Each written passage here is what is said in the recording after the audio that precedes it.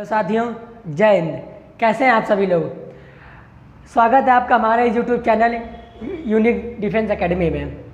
सबसे पहले हम बात करते हैं कि हम आपको इंग्लिश की क्लास देंगे, आपकी एनडीए की, एयरफोर्स की, नेवी की। ये आपका स्पेशल बैच चल रहा है जिसमें हम आपको पढ़ाएंगे इंग्लिश। आपको इंग्लिश में अब बहुत से बच्चों को ये नहीं पता होता है कि हमें इंग्लिश में पढ़ना क्या है। भाई रास्ता तो सबको पता होता है कि हमें कहाँ पर पहुँचना है, बट रास्ते पे कितनी हमें रुकावटें आती हैं और कितनी हमें बाधाएं उत्पन्न होती हैं, तो उनको हम कैसे क्रॉस करें। अब बाय द वे आप सपोज करिए आपको कानपुर जाना है, आपको कानपुर तो जाना है लेकिन आपको कानपुर जाने की रास्ता ही नहीं पता है, तो आप कैसे जाएंगे।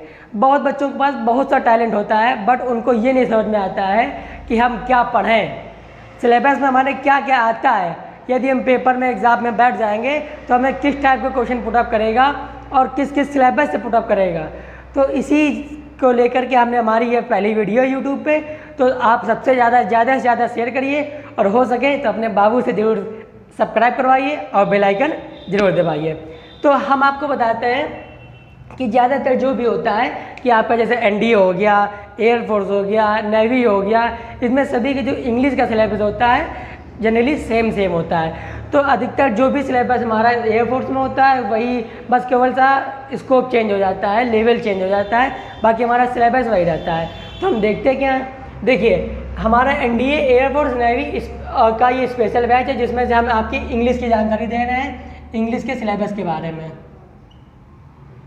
इंग्लिश, ठीक है, आज इंग्लिश के सिलेबस के बारे में जानकारी दे रहे हैं। इसमें से हम आपको बताएंगे इंग्लिश। तो इंग्लिश का पेपर होता है आपको 20 नंबर का, आपका इंग्लिश का पेपर होता है 20 नंबर का।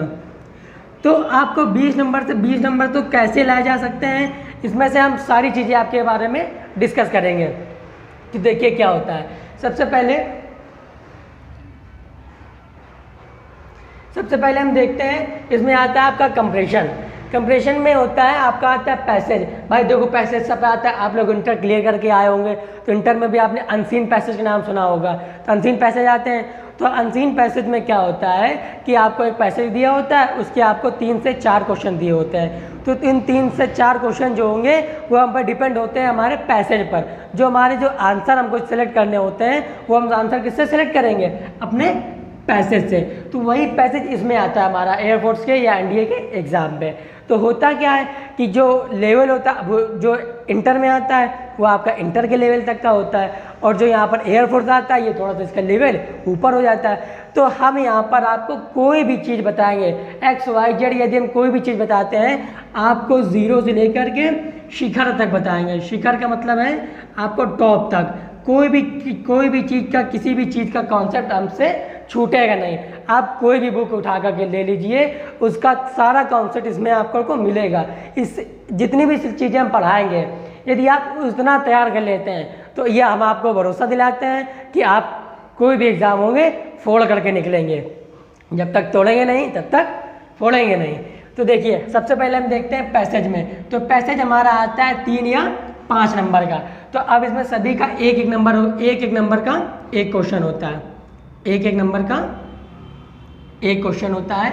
इसमें से आपको जो पैसेज में क्वेश्चन दिए होते हैं उस क्वेश्चन को आप पैसेज को करना कैसे, ये सबसे बड़ी बात आती है। बहुत लड़के कर ही नहीं पाते हैं। तो सबसे पहले पैसेज के क्वेश्चन को बहुत ही अटेंशन से पढ़ना है।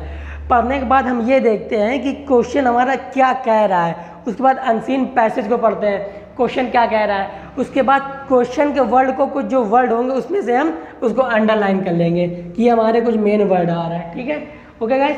तो हम ये वर्ड को अब इस पर अनसीन पैसेज जो दिया होगा उससे हम मैच करेंगे, ठीक है ना, कि यदि जो मैच कर रहा होगा उसी से लेकर के रिलेटेड हमारा आंसर हो जाएगा।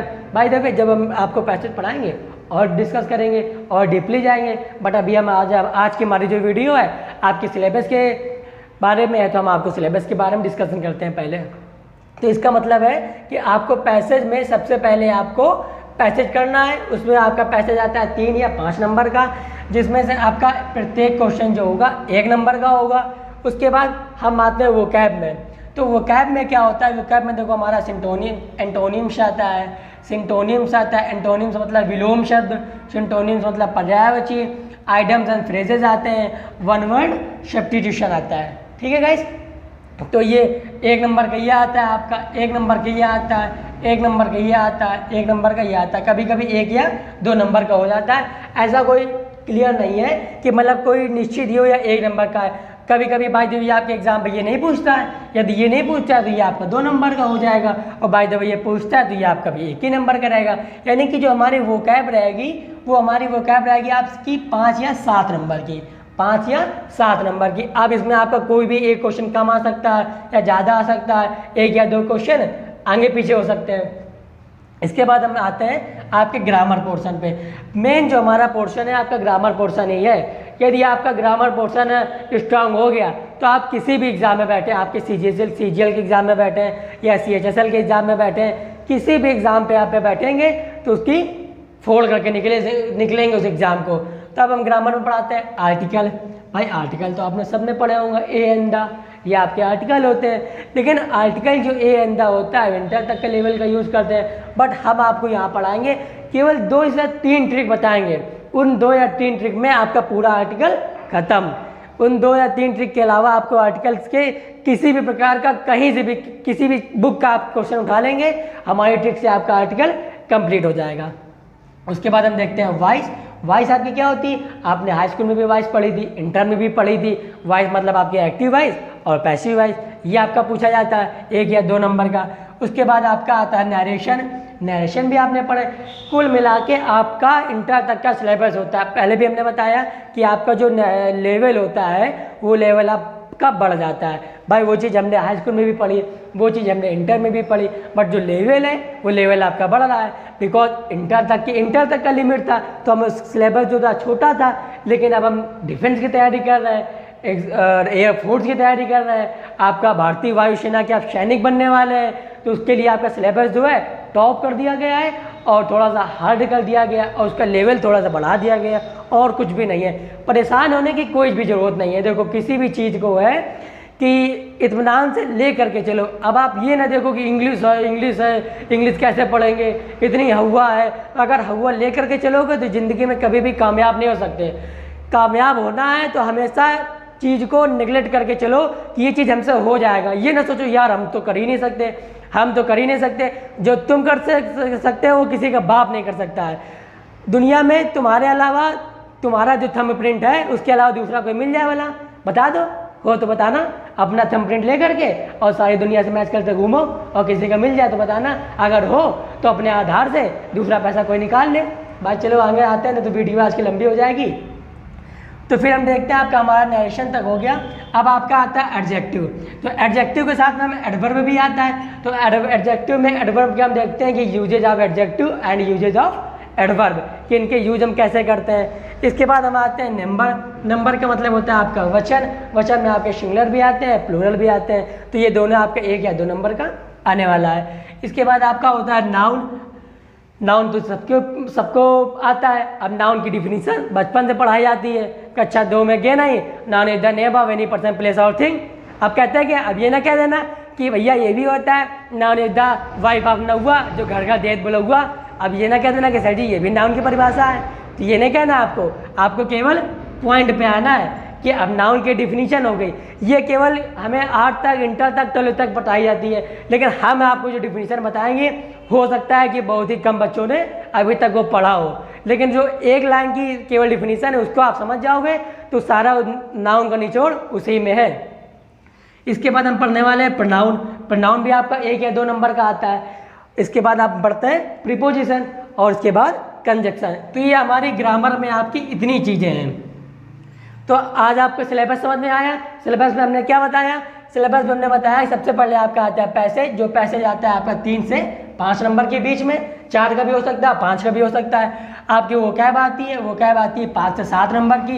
अब इसमें एक क्वेश्चन कोई 2 नंबर का हो सकता है, 2 बार दे सकता है। कोई क्वेश्चन 1 का 1 ही बार दे सकता है। फिर आपका ग्रामर पोर्शन जो है, ग्रामर आपकी 11 या 10 नंबर की आएगी, 11 या 10 नंबर की। इसमें आपके सारे क्वेश्चन जो है कोई 1 नंबर का आता है, कोई नंबर, जैसे बाय द वे आप मान लो कंजक्शन से कोई क्वेश्चन नहीं पुट अप कर रहा है, बाय द वे कंजक्शन से कोई क्वेश्चन नहीं पुट अप कर रहा है, हो सकता है नाउन में 2 नंबर, नाउन नंबर के 2 क्वेश्चन दे दिए 1 नंबर के। हो सकता है कि नंबर का आपका कोई क्वेश्चन ना दे, तो हो सकता है कंजक्शन के 2 क्वेश्चन दे दिए एक नंबर के, है ना। तो आपका जो सिलेबस होगा, सिलेबस पूरा टच होगा, बट आपको पढ़ना सारा है। भाई हम लोग गलती क्या करते हैं, हम लोग मोटा मोटा पढ़ते हैं जिसे बोलते हैं इंपॉर्टेंट, लेकिन एग्जामिनर क्या होता है, यदि इंपॉर्टेंट पढ़ेंगे और जो बचा होगा उसका क्या करेंगे, उसको फेंक तो देंगे नहीं। तो क्या होगा, हमें कुछ भी, हमारा आज से टारगेट है कि कुछ भी छोड़ना नहीं है, कुछ भी छोड़ना नहीं है। अब ये भी एग्जामिनर सोचेगा कि भैया कुछ भी छोड़ना नहीं है। अब आप जब सब कुछ पढ़ोगे, इम्पॉर्टेंट भी पढ़ोगे, जितना बचा होगा उतना भी पढ़ेंगे, तो एग्जामिनर बनाएगा भैया पेपर कहाँ से बनाएगा, जब हमारी सारी चीज़ें क्लियर है। ठीक है साथियों, तो आज की हमारी पहली वीडियो थी, आज की हमारे साथ पहली वीडियो थी, तो इसमें हमने आपको डिस्कस किया कि हमारे सिलेबस के बारे में क्या है। ठीक है, तो आई होप आप लोगों को सिलेबस की पूरी जानकारी मिली होगी। नेक्स्ट वीडियो पे हम आपका पहला सेशन लेकर के आएंगे। तो ओके साथियों, आज के लिए जय हिंद।